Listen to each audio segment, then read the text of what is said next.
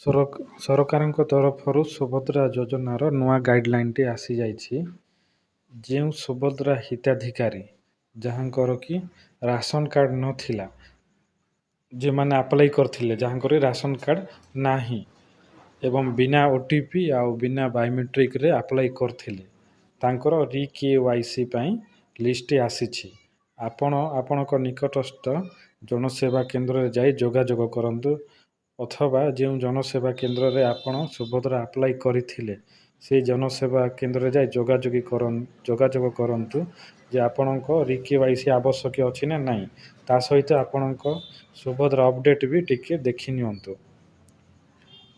Under process ଅଛି ନା reject ଅଛି, ଯଦି ରିଜେକ୍ଟ ଅଛି କ'ଣ ପାଇଁ ହେଇଛି ତାହା ବୁଝିକରି ଆପଣ କରିନିଅନ୍ତୁ, ଯଥାଶୀଘ୍ର କରିନିଅନ୍ତୁ। ଆଉ ଡିସେମ୍ବର 25 ତାରିଖ ପୂର୍ବରୁ କରିନିଅନ୍ତୁ।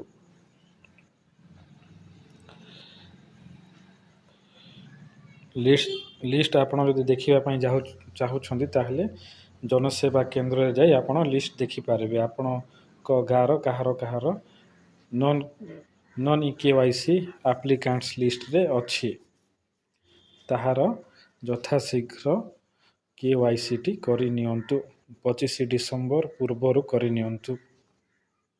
ଧନ୍ୟବାଦ। ଆଉ ନୂଆ ଭିଡ଼ିଓ ଦେଖିବା ପାଇଁ ମୋ ଚ୍ୟାନେଲଟିକୁ ସବସ୍କ୍ରାଇବ୍ କରନ୍ତୁ।